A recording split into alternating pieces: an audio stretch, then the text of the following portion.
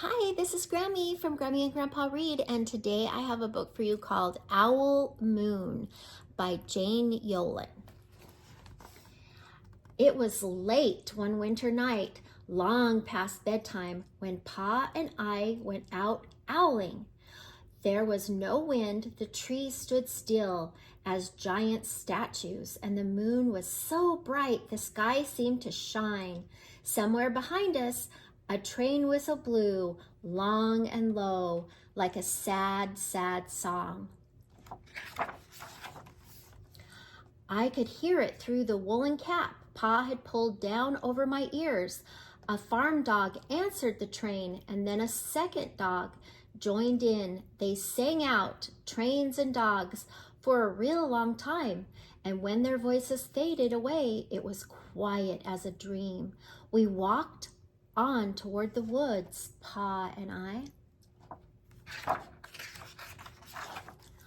Our feet crunched over the crisp snow, and little gray footprints followed us. Pa made a long shadow, but mine was short and round. I had to run after him every now and then to keep up, and my short, round shadow bumped after me. But I never called out. If you go owling, you have to be quiet. That's what Pa always says. I had been waiting to go owling with Pa for a long time. We reached the line of pine trees, black and pointy against the sky, and Pa held up his hand to stop right there where I was, and I waited. He looked up as if searching the stars, as if reading a map up there. The moon made its face into a silver mask. Then he called, "Hoo, hoo, hoo, hoo, hoo, hoo," and the sound of the great horned owl, "Hoo, hoo, hoo, hoo, hoo, hoo." Again he called out, and then again. After each call, he was silent, and for a moment we both listened, but there was no answer. Pa shrugged. I shrugged. I was not disappointed. My brothers all said that sometimes there's an owl and sometimes there isn't. We walked on. I could feel the cold, as if someone's icy hand was palmed down on my back, and my nose and the tops of my cheeks felt cold and hot at the same time, but I never said a word. If you go owling, you have to be quiet and make your own heat. We went into the woods. The shadows were the blackest thing I'd ever seen. They stained the white snow. My mouth felt furry, for the scarf over it was wet and warm. I didn't ask what kind of things hid behind the black trees in the middle of the night. When you go owling, you have to be brave. When we came to the clearing in the dark woods, the moon was high above us. It seemed to fit exactly over the center of the clearing, and the snow below it was whiter than the milk in a cereal bowl. I sighed, and Pa held up his hand at the sound.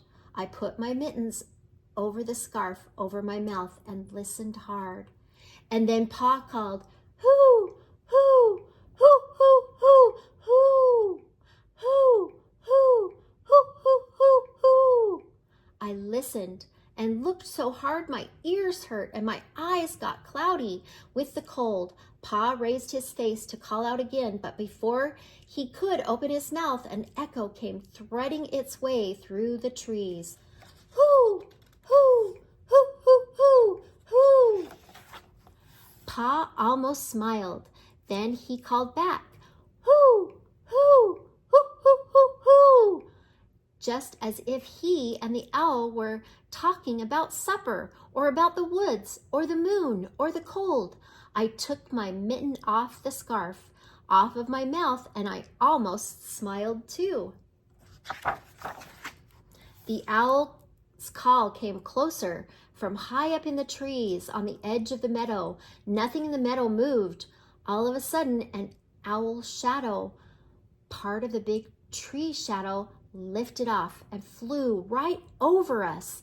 We watched silently with heat in our mouths and the heat of all of those words we have not spoken. The shadow hooted again. Pa turned on his big flashlight and caught the owl just as it landed on a branch. For 1 minute, 3 minutes, maybe even 100 minutes, we stared at one another. Then the owl pumped his great wings and lifted off the branch like a shadow. Without sound, it flew back into the forest. Time to go home, Pa said to me. I knew then I could talk. I could even laugh out loud, but I was a shadow as we walked home. When you go owling, you don't need words or warm or anything but hope. That's what Pa says, the kind of hope that flies on silent wings under a shining owl moon. Ooh, that's a fun book, huh? You got to see an owl out in the woods. That's really cool. I hope you like this book. Please subscribe to our channel and like the video.